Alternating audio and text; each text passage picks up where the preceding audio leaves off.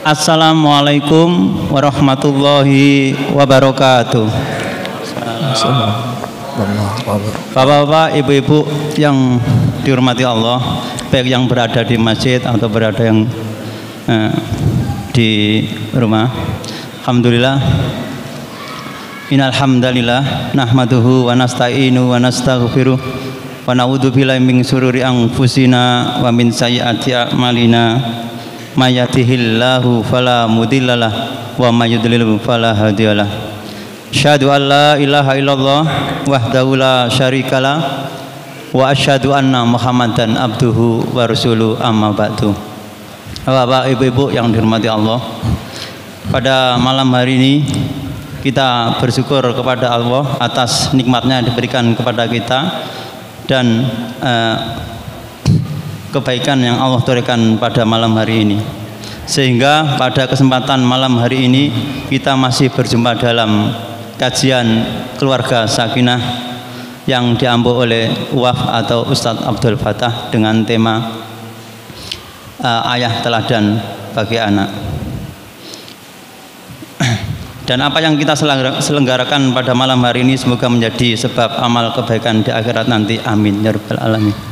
Salawat serta salam tetap tercurahkan kepada Nabi Rasulullah Sallallahu Alaihi Wasallam beserta keluarganya, sahabat-sahabatnya, dan orang-orang yang mengikutinya.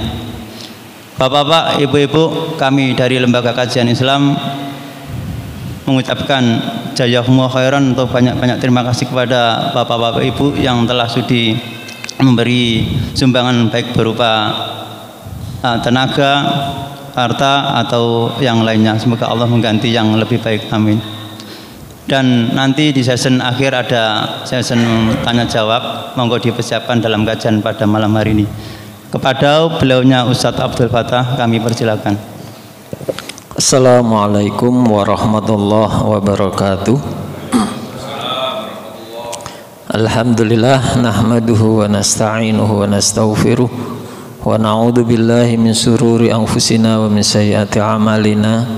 May yahdihillahu fala mudhillalah wa may yudlilhu fala hadiyalah. Asyhadu an la ilaha illallah wa asyhadu anna Muhammadan abduhu wa rasuluh. Allahumma salli wa sallim ala nabiyyina Muhammadin wa ala alihi wa ashabihi wa man tabi'ahum bi ihsanin ila yaumiddin. Hadirin jemaah Masjid Al-Ikhlas rahimani wa rahimakumullah, kita patut bersyukur kepada Allah Subhanahu wa taala atas nikmat rahmat yang Allah berikan kepada kita semua, khususnya nikmat iman dan Islam yang merupakan nikmat terbesar yang paling agung yang Allah berikan kepada kita sekalian, sehingga dengan nikmat tersebut kita bisa mengetahui mana yang hak dan mana yang batil, mengetahui mana yang membawa manfaat dan mana yang membawa bahaya, sehingga dengan nikmat tersebut pula kita dimudahkan oleh Allah Subhanahu wa taala untuk selalu melakukan kebaikan-kebaikan serta mencari hal-hal yang mendatangkan kebaikan bagi diri kita khususnya dan juga kepada orang lain, untuk bekal kita hidup di dunia maupun untuk bekal hidup kita menuju akhirat. Salah satunya kita menjadi pemimpin rumah tangga sebagai seorang ayah, sebagai orang tua. Menjadi orang tua merupakan satu peranan yang paling penting dalam membangun kepribadian seorang anak. Karena kepribadian seorang anak adalah yang ia dapat dari kedua orang tuanya. Maka manakala ia dididik dengan baik, berkembang dengan asuhan seorang orang tua yang baik, maka anak akan menjadi baik.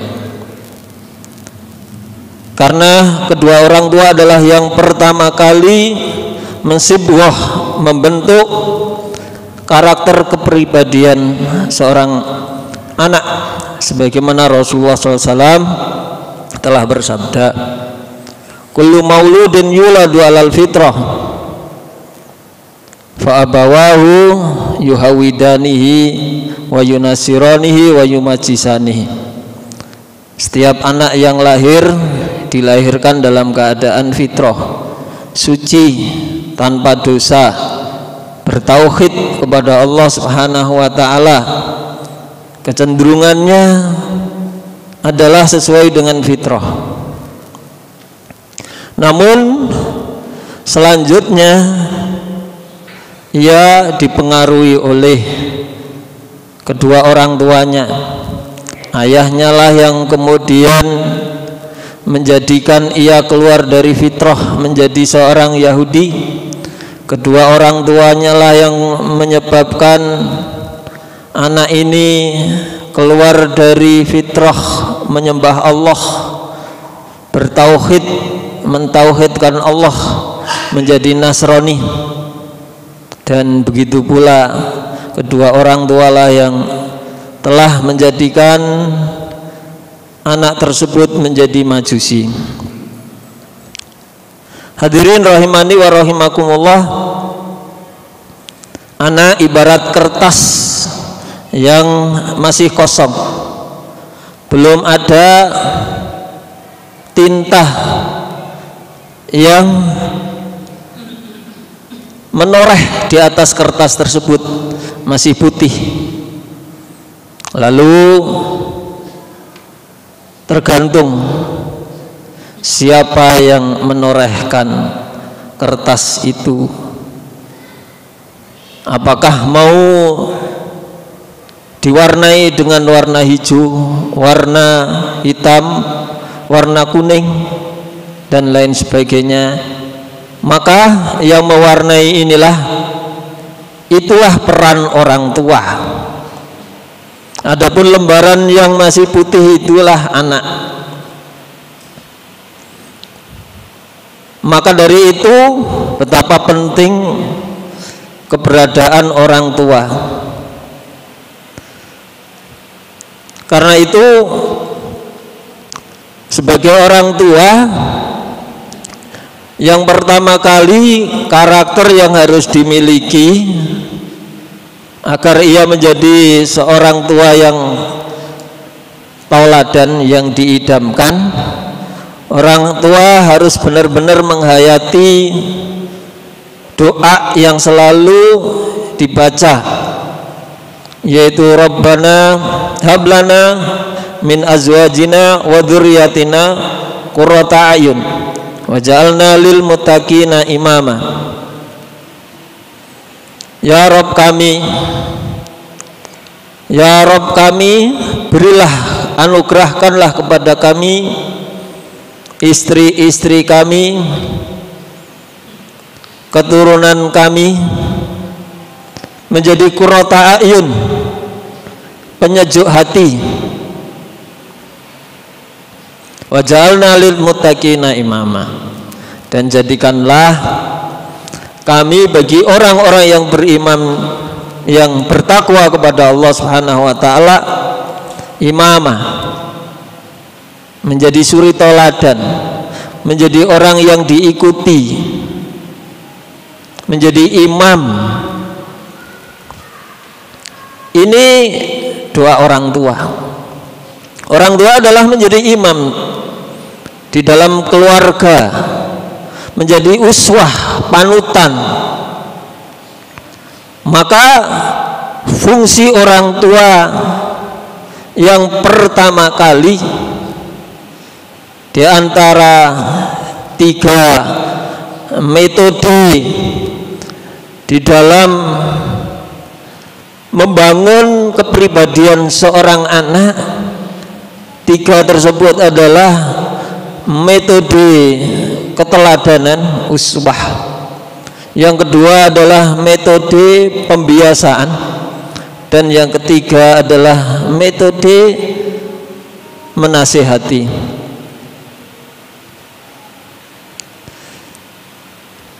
Sebagai orang tua, jangan sampai orang tua ini melahirkan generasi yang lemah imannya, lemah pikirannya, lemah dalam segala hal, termasuk juga lemah ekonominya. Hadirin rahimani wa rahimakumullah, Allah Subhanahu wa taala mengingatkan kepada kita di dalam surat An-Nisa ayat 9, wal yahsal ladzina law taraku min khalfihim dzurriyyatan dhi'afa khafu 'alaihim falyattaqullaha wal yaqulu qawlan sadida. Maka hendaklah orang-orang khawatir sekiranya di kemudian hari harus melahirkan seorang generasi meninggalkan dzurriyah dhi'afan, keturunan yang lemah,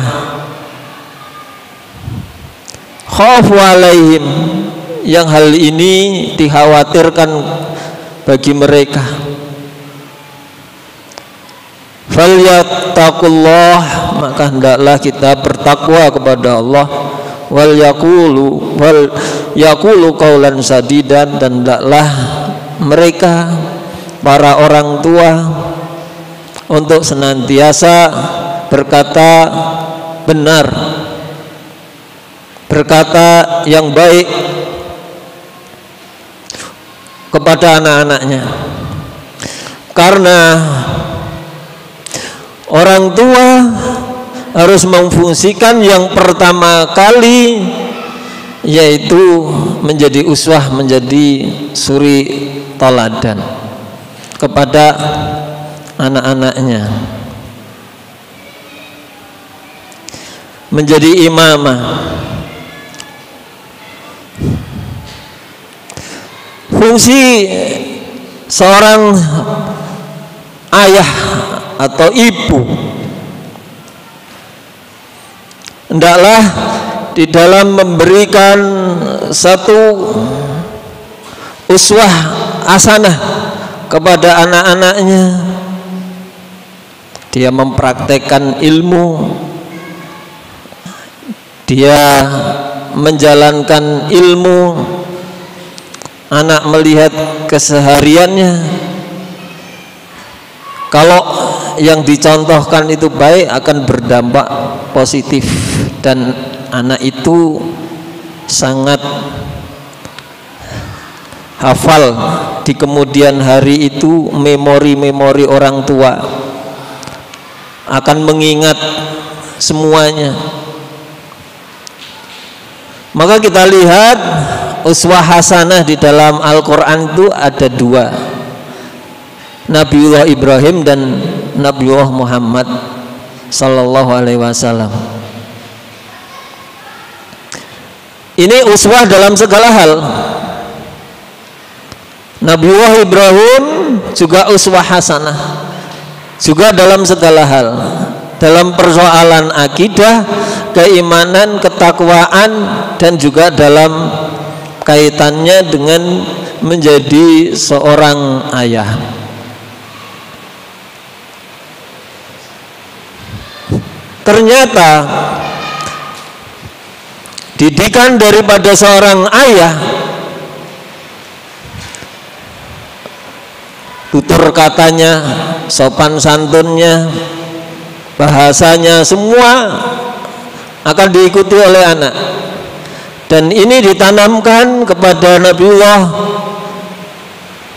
dari Nabi Ibrahim ditanamkan kepada Nabi Ismail yang hanya bertemu sebentar, tapi Masya Allah diwariskan kepada Nabi Ismail dan juga Nabi Ishak yang kemudian menjadi orang-orang yang sangat kuat meskipun ditinggal oleh orang tua, tapi pelajaran yang diberikan itu sangat mengakar. Seorang anak secara psikis itu meniru. Nah, yang pertama kali yang ditiru adalah orang tua. Kalau orang tuanya itu menipu, wah itu atau bohong, ya sampai kapanpun masih teringat, masih tergambar, memorinya itu masih kuat di kemudian hari. Maka hendaklah orang tua benar-benar berhati-hati dan menjaga fal yaqulu qaulan sadida. Hendaklah orang tua ini selalu berkata yang baik, yang benar, dan menjauhi dari kata-kata yang kotor. Ya. Nabiullah Ibrahim alaihissalam ya tidak bertemu dengan anaknya dalam didikan dalam waktu yang lama, tetapi akidah yang diberikan kepada anaknya ini mampu menjadi seorang pemuda yang tangguh. Begitu pula kita lihat Nabiullah Yakub yang mewarisi kakeknya Nabiullah Ibrahim juga memberikan arahan mau mendengar keluh kesah. Orang tua ini harus selalu mendengarkan keluhan anak. Salah satu diantaranya Nabiullah Ibrahim, Nabiullah Yusuf alaihissalam bercerita kepada bapaknya dan bapak mau mendengar. Ini penting, bapak mau mendengar karena bapak di zaman yang seperti ini seringkali orang tua itu mengatakan, biyen lo seumur-umur kamu ini orang tua itu nggak perlu nyuruh-nyuruh sholat, sudah ke masjid sendiri. Biyen lo seumur-umur kamu ini ya, biyen dulu bapak seumur-umur kamu kalau dipanggil orang tua langsung respon. Sekarang enggak, hilang. Sholat harus dioyak-oyak, harus disuruh-suruh. Kemudian manggil juga susah untuk datang, untuk respon. Kenapa demikian? Ya, keakraban antara seorang ayah dengan anak ini sudah berkurang, sudah tidak lagi seperti dulu-dulu. Kalau dulu seorang ayah ini selalu membersamai anak dan selalu mendengarkan keluh kesahnya. Salah satu di antara keluh kesahnya Nabi Yusuf alaihissalam, dia melihat di mimpinya. Wa idza qala Yusufu li abi ya abati inni ra'aitu ahada asara kaukaba wal qamara ra'aitu hum li sajidin. Qala ya bunayya la taksus ru'yaka ala ihwatika fayakidu laka kaida inna syaitana lil insani aduwwum mubin. Tatkala Nabi Yusuf alaihissalam berkata kepada bapaknya, wahai bapakku, sesungguhnya aku telah mimpi, yaitu melihat matahari dan bulan serta melihat 11 bintang. Mereka semuanya aku melihat sujud kepadaku, memberikan penghormatan kepadaku. Lalu Nabiullah Yakub apa? Ia mendengarkan keluh kesahnya dan memberi nasihat, dan nasihatnya ini sangat berpengaruh sekali. kepada seorang anak. Penting seorang bapak ini selalu memberi nasihat dan arahan kepada anak, ini sangat penting. Nasihat itu selalu diingat-ingat sampai kapanpun. Ya, mungkin belum bisa melaksanakan hari itu pada saat nasihat itu datang, tapi itu sangat berpengaruh dan sangat diingat di kemudian hari. Meskipun masih kecil, tapi nanti di umur tua ketika sudah menjadi orang dewasa itu sangat berpengaruh sekali, akan diingat. Apa tadi nasihatnya? Ya bunayya, la taksus ru'yaka, jangan ceritakan masalah ini. Ini arahan. Jangan ceritakan kepada saudara-saudaramu. Ya, ini sangat dipegang sampai dewasa, sampai besar tidak diceritakan oleh Nabi Yusuf. Berpegang terus dengan nasihat orang tua. Dan ya, termasuk diantara keberhasilan seorang tua adalah nasihatnya ini benar-benar dipegang oleh anak. Ya, sampai kapanpun dipegang. Dan ini sangat penting. Ya, hari ini komunikasi dengan orang tua terhalang, kurang. Kenapa kurang? Persoalannya ada sesuatu hal yang paling mempengaruhi jiwa anak itu, ada dua hal. Satu, faktor internal. Faktor internal itu dari orang tua, gen, yang disebut dengan gen. Kalau orang tuanya itu pemarah, nanti anaknya itu punya karakter yang ngikuti orang tuanya itu pemarah. Ya, kalau orang tuanya ini lembut, nanti akan menurun gennya. Anak ini karakternya lembut. Ada. Ini pengaruh dari gen. Ini pengaruh internal. Ada yang eksternal. Pengaruh eksternal itu adalah kawan, ya, teman di sekitarnya, lingkungan, ya, kemudian tetangga, ya, kemudian ada alat-alat komunikasi, ada televisi, ada HP dan lain sebagainya. Itu yang mempengaruhi anak secara eksternal. Ya. Jadi di sini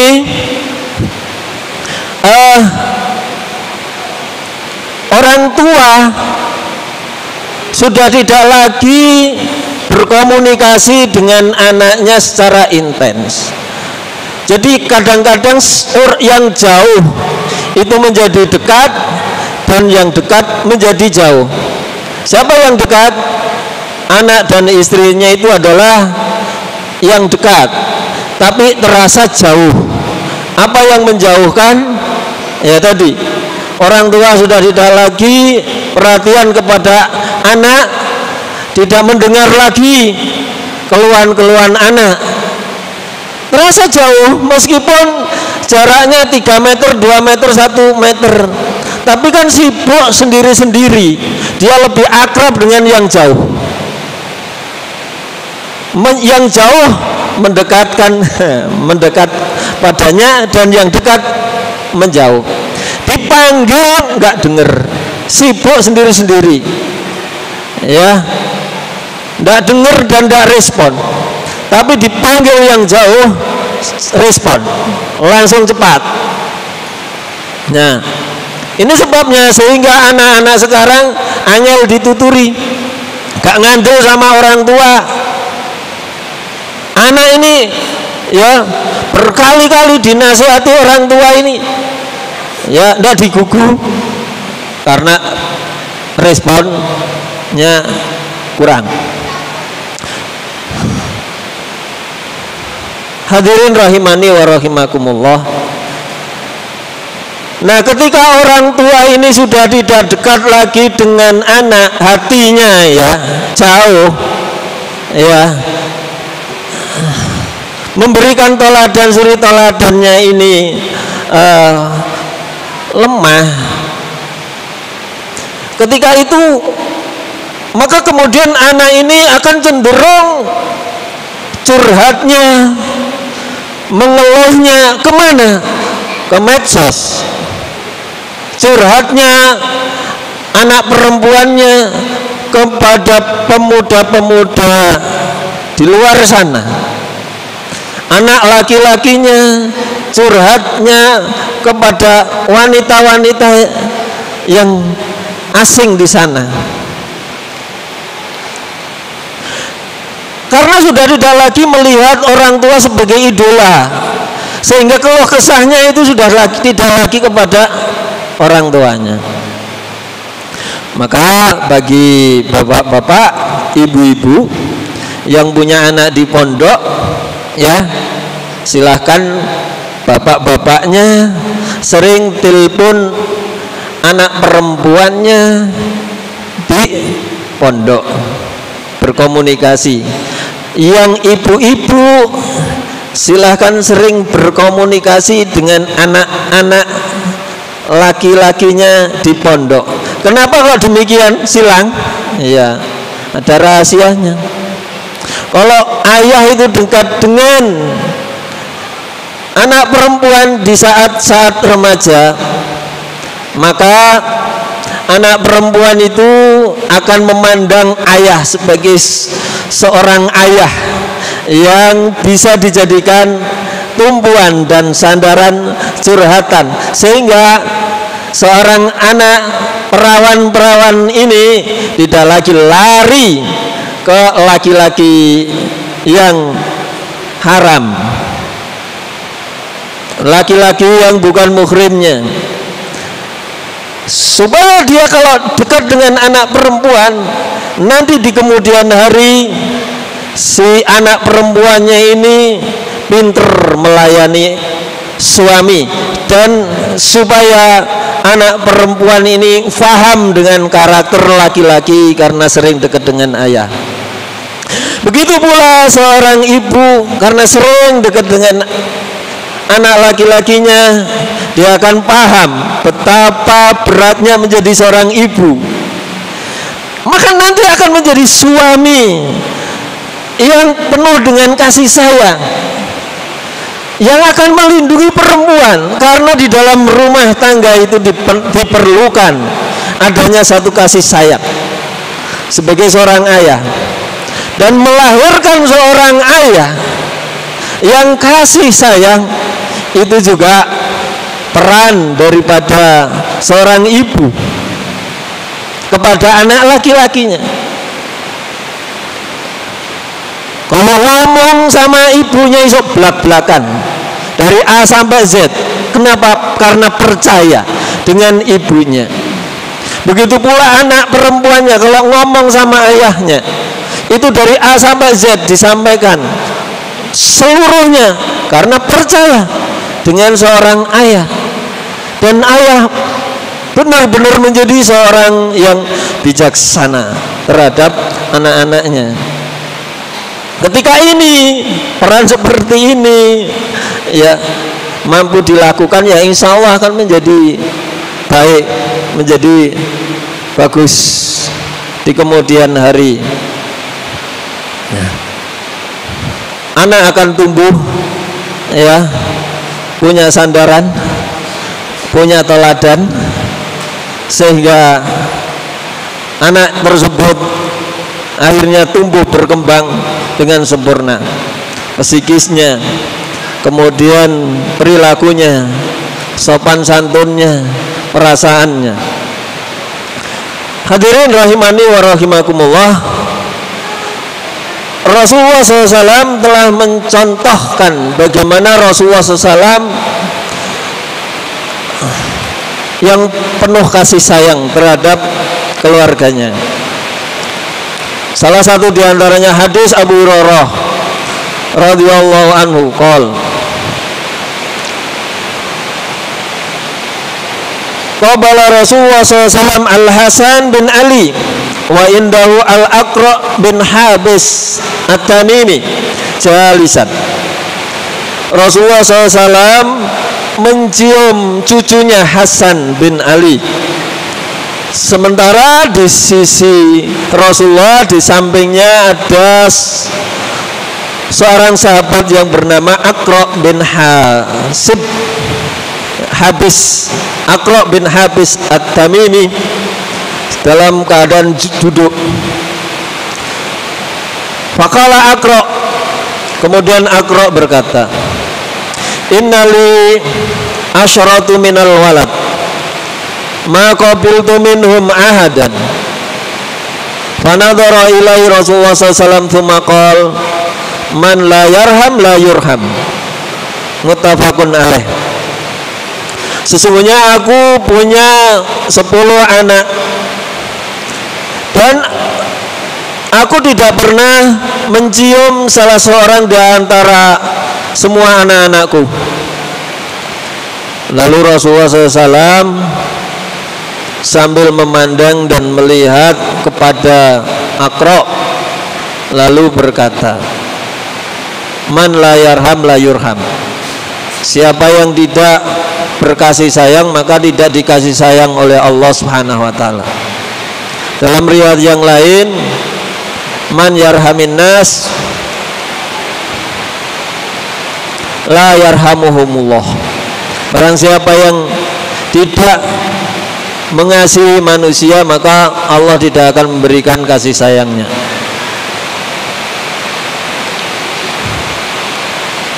Jadi mencium anak salah satu di antara bentuk kasih sayang. Jadi sesibuk apapun orang tua, ya, maka hendaklah ia menyibukkan dalam kesibukannya itu menyempatkan diri.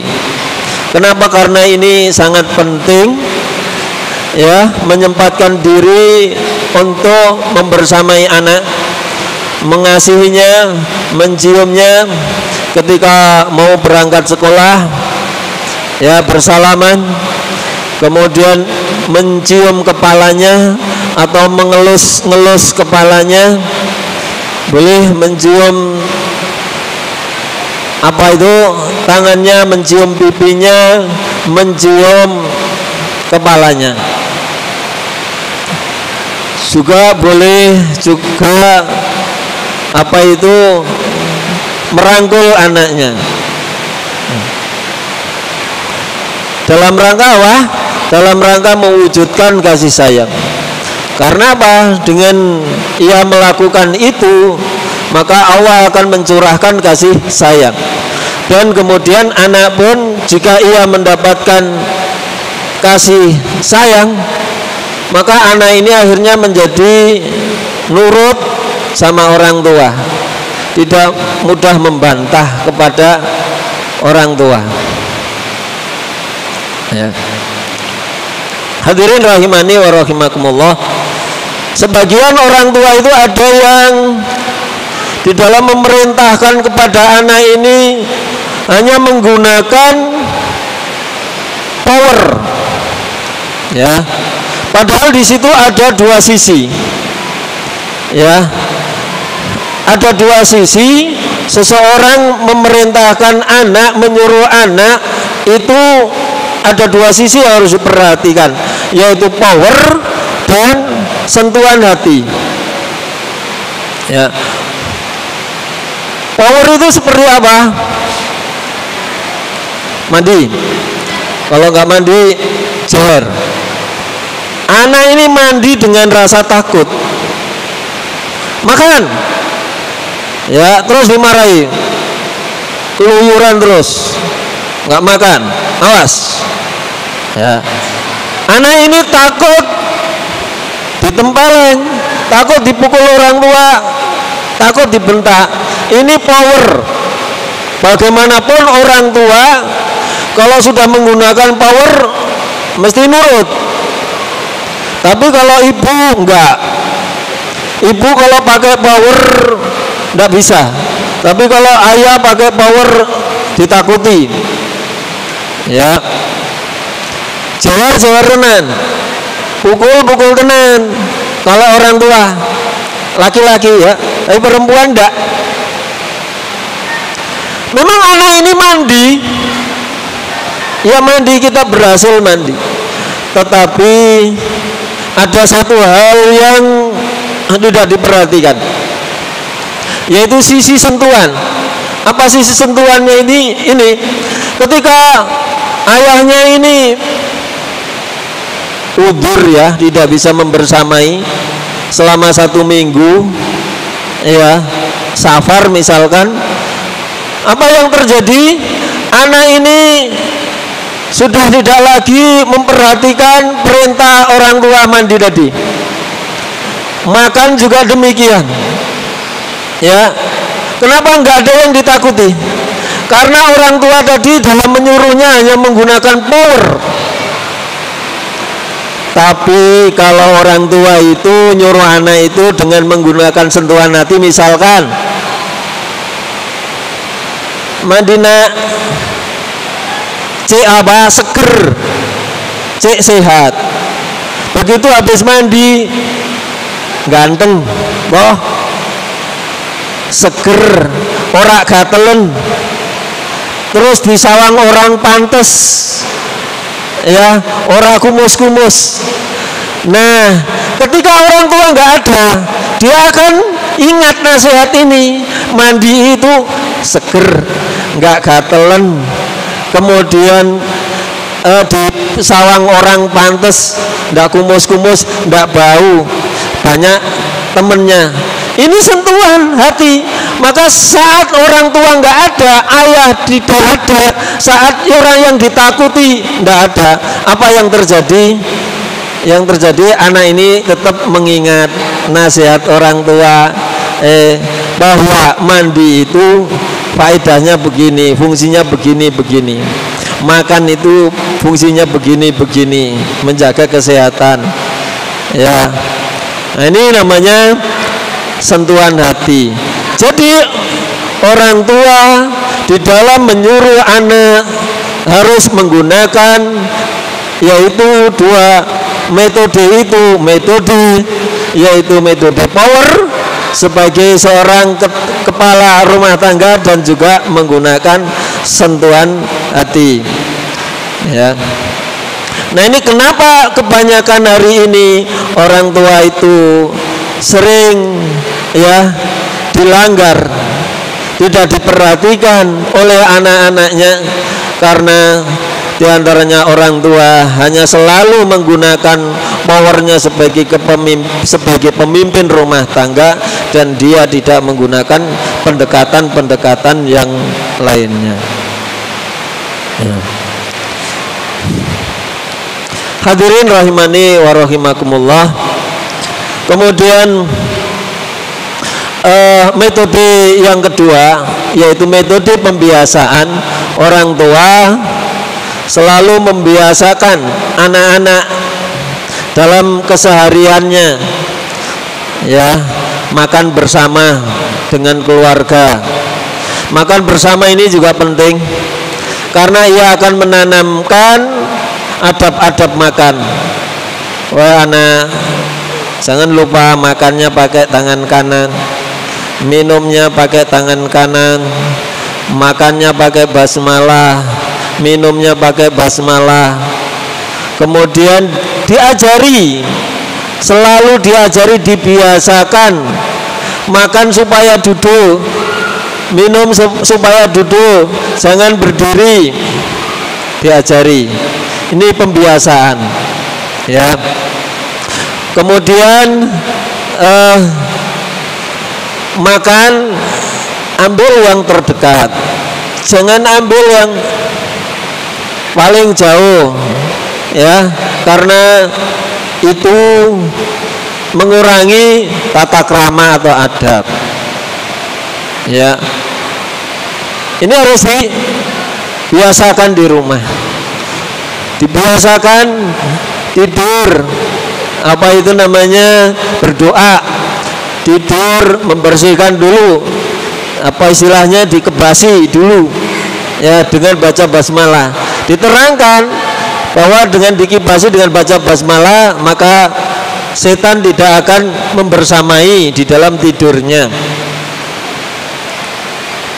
Kemudian bangun tidur juga demikian, dibiasakan habis tidur melipat bajunya, melipat selimutnya, natap bantalnya. Ini juga perlu peran dari orang tua dan ini diperlukan kerjasama. Nah, perannya siapa? Apakah perannya bapak atau perannya seorang ibu? Ya dibutuhkan satu kerjasama, pembiasaan. Nah kebiasaan ini penting, perlu. Jadi tidak ada lagi sekolah atau pesantren ya atau lembaga apapun ya ini kemudian seakan-akan menjadi tanggung jawab terbesar dalam membentuk karakter. Karena sebenarnya karakter yang paling amat berharga dan yang paling menyentuh ya, paling berkesan itu tetap nggak bisa dipungkiri, tetap pembentukan dari orang tua. Bukan ya ustadznya, bukan gurunya, bukan ustadzahnya, enggak, tapi tetap orang tua yang ngawasi di rumah. Apalagi dasar karakter dasar ya, karakter dasar ini sangat penting. Adapun nanti setelah ia mondok di pesantren ini tinggal moles gitu aja, tinggal apa ini nambah-nambahi ya, tambal sulam yang kurang gini ya gitu. Jadi jangan sampai nanti pesantren itu jadi bengkel gitu ya, bengkel manusia. Ya bukan, tapi memang sudah dididik dari rumah, sudah dibikin karakter yang baik, yang bagus gitu, terus tinggal moles, tinggal neruskan ya. Jangan dibebani ya pesantren atau sekolah atau apa, dibebani dengan itu tadi seakan-akan menjadi bengkel manusia. Orang yang sudah rusak, sudah tidak anu lagi di rumah, sudah angel dandanannya terus gitu, nanti nggak akan bisa menghasilkan generasi idaman, nggak akan bisa menghasilkan generasi yang diharapkan ke depan. Semuanya dimulai dari keluarga. Maka keluarga sangat penting sekali perannya di dalam membentuk karakter kepribadian manusia yang baik, yang bagus ya.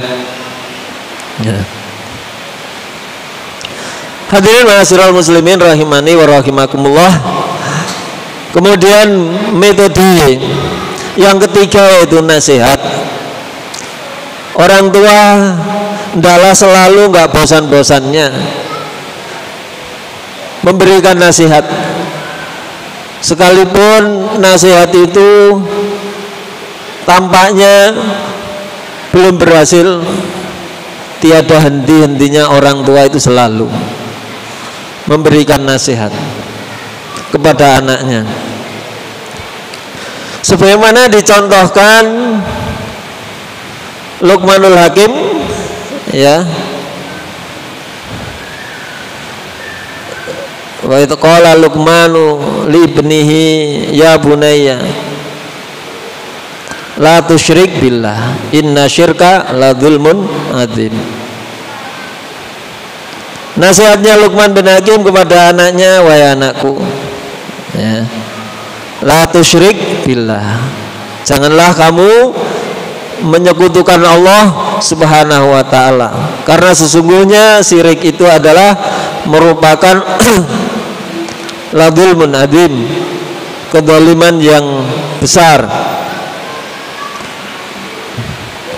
Jadi pertama kali yang ditanamkan seorang ayah kepada anaknya adalah tauhid, akidah, keimanan, ketakwaan kepada Allah Subhanahu wa ta'ala, yaitu menyandarkan diri kepada Allah Subhanahu wa ta'ala dalam segala hal, dalam segala permasalahan yang dihadapi di dalam kehidupannya sehari-hari, ia selalu tanamkan, ia kenalkan Rabbnya Allah Subhanahu wa ta'ala, bahwa Allah adalah zat yang memberi rezeki, zat yang mengatur, yang berkuasa.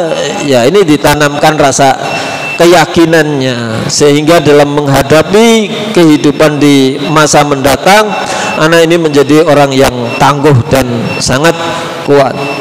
Kemudian setelah itu baru ditanamkan rasa syukur kepada Allah Subhanahu wa ta'ala, dan juga rasa syukur kepada orang tua.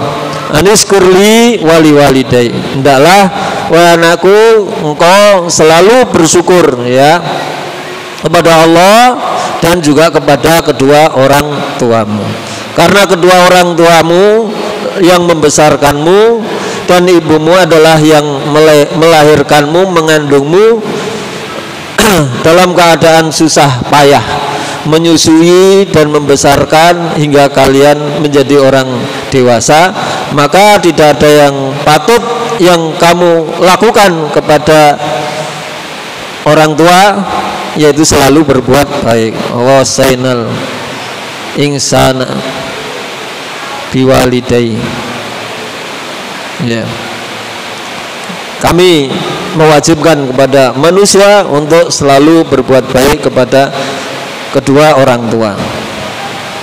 Demikian yang bisa kami sampaikan dalam pertemuan pada malam hari ini. Kemudian waktu kami kembalikan kepada pembawa acara. Ya, demikianlah kajian keluarga Sakinah atau dengan tema ayah saudara seorang teladan. Monggo bapak-bapak, ibu-ibu, barangkali dalam pemaparan kurang jelas ada yang ada ditanyakan, kami persilakan.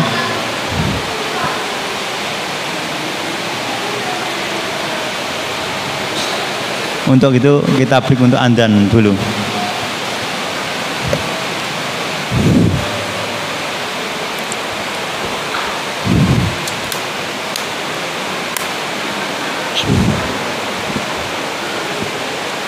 Allahu Akbar,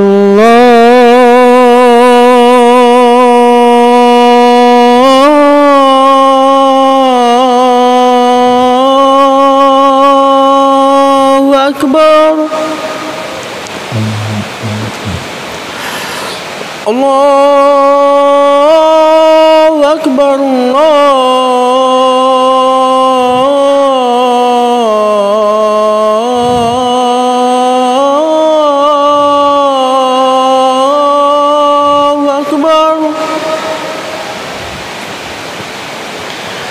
Asyhadu an la ilaha illallah,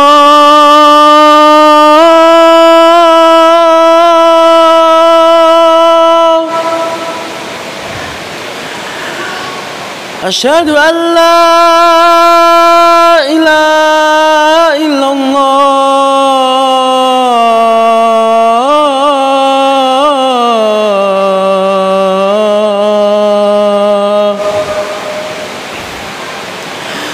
Asyhadu anna Muhammadar Rasulullah,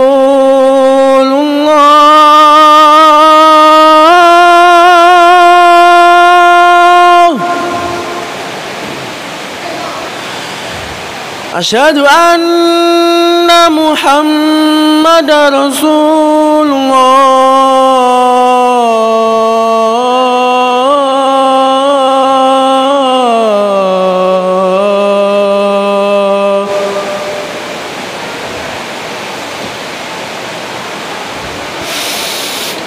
Hayya 'alas shalah,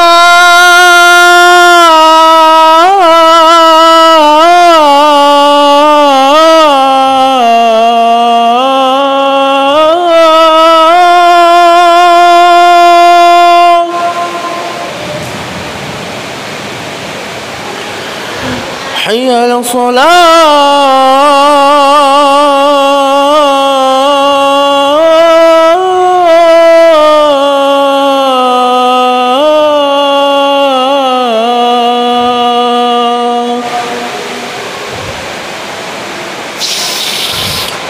حي على الفلاح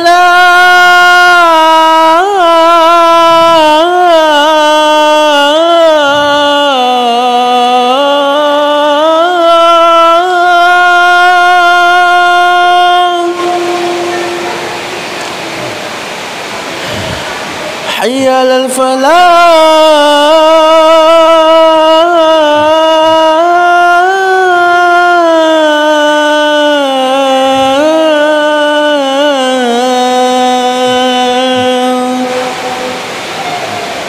الله أكبر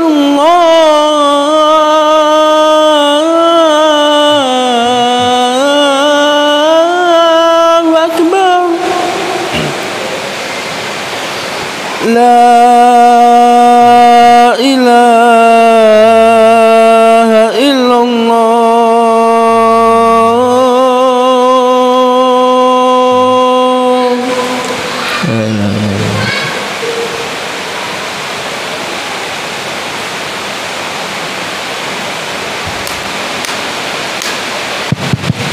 Monggo Pak Budi, kami persilakan.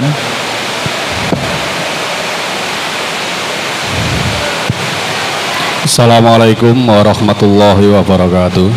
Waalaikumsalam. Dari pemaparan Ustadz tadi, saya sedikit menyimpulkan bahwa kenakalan seorang anak itu berarti tidak selalu hadir atau datang dari anak itu. Ternyata bisa juga ditimbulkan karena orang tuanya, Ustadz. Terlalu dekat ini. Ya. Ya, bisa dihadirkan atau bisa karena kesalahan orang tuanya sehingga anaknya itu mungkin nakal, ndablek dan seterusnya, atau mungkin pemarah seperti yang Ustadz contohkan tadi. Kalau orang tuanya pemarah mungkin nanti menimbulkan anaknya pun jadi anak yang pemarah. Ya, itu yang pertama. Kemudian yang kedua, pertanyaan saya, bagaimana cara kita menegur atau menasihati ketika orang tua kita yang salah, Ustaz? Jazakumullah. Pertanyaannya yang pertama.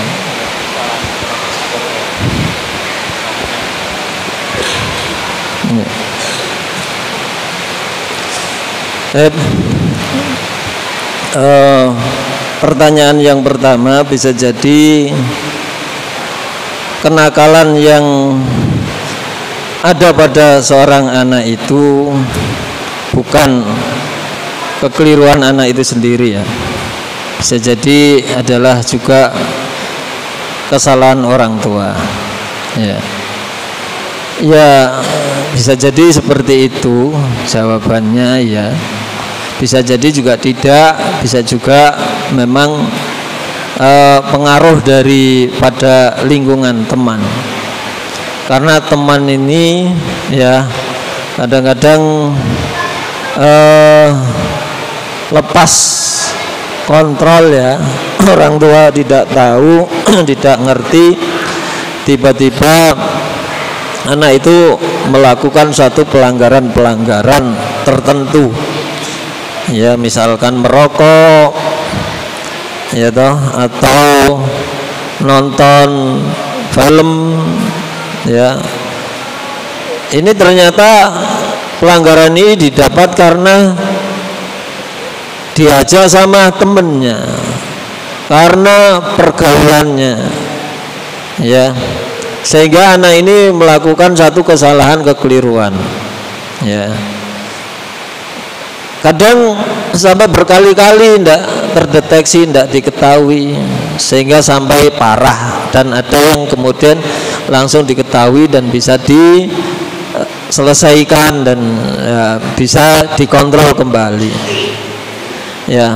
Bisa jadi memang kesalahan daripada orang tua sendiri sehingga anak itu menjadi nakal. Maka perlu selalu sebagai orang tua selalu mengevaluasi dan tidak bosan-bosannya untuk memperbaiki diri hingga anak itu menjadi anak yang berhasil sesuai dengan yang diharapkan oleh orang tua. Ya. Maka di dalam sebuah hadis itu Rasulullah SAW ya menjelaskan bahwa almar'u ala dini khalilihi, seseorang itu memang sangat terkait dengan siapa temannya, siapa yang menjadi teman pergaulannya.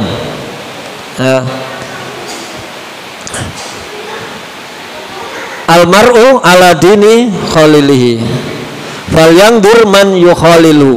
Maka kalau kita ingin tahu karakter seseorang, sifat seseorang, maka lihat saja teman-temannya gimana. Kalau teman-temannya itu adalah biasanya dekat dengan orang yang ngaji, ya nggak jauh berbeda karakter dan sifatnya seperti kayak orang yang suka ngaji.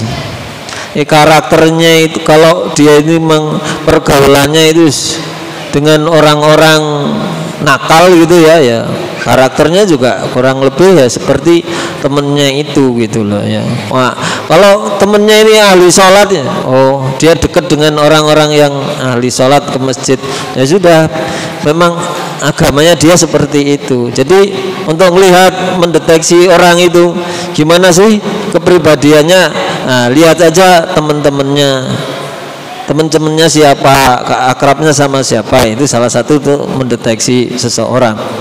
Nah memang kadang-kadang terletak kesalahannya itu tidak murni dari anaknya itu sendiri, tapi juga ada kaitannya dengan orang tua. Nah yang kedua, ketika orang tua itu keliru, salah, ya diingatkan. Siapa yang mengingatkan? Ya siapa saja yang mengingatkan. Bisa juga keluarganya sendiri, bisa juga temennya, bisa mana lah, gimana caranya? Nah, caranya menasihati ya dengan cara yang baik, tidak menjatuhkan di depan orang banyak, bisa dipanggil mata, bisa diberitahukan dengan cara yang baik-baik. Ya intinya adalah cara-cara yang bijaksana, tidak menjatuhkan di depan orang banyak. Itu nasihat yang dilakukan dengan cara yang ikhlas, tanpa neko-neko, tanpa aneh-aneh. Itu berarti memang menasihatinya dengan ikhlas. Menasihati yang memang tujuannya ada tujuan yang lain, ya biasanya yaitu tadi ya dengan mencemooh, dengan mencela dan lain sebagainya, tetap dilaksanakan. Dalam menasihati seseorang itu harus dengan ikhlas lillahi ta'ala, tidak ada maksud apa-apa kecuali untuk kebaikan bersama dan semata-mata untuk menjalankan surat wal asri itu, innalladzina illalladzina amanu wa amilus solihati wa tawassaw bil haqqi wa tawassaw bis sabr. Demikian yang bisa kami sampaikan. Saya kembalikan kepada pembawa acara. Demikian dapat ya. Ada lagi satu lagi orang? Ya, kalau tidak ada, mari kita tutup kajian pada malam hari ini. Saya selaku pembawa acara barangkali dalam membawa acara kesalahan, mohon yang besar, maaf yang sebesar-besarnya. Tutup kajian ini dengan doa, bacaan hamdalah dan doa kafatul majelis. Alhamdulillahirabbil alamin. Subhanakallahumma wa bihamdik, asyhadu an la ilaha illa anta, astaghfiruka wa atubu ilaik. Assalamualaikum warahmatullahi wabarakatuh. Waalaikumsalam.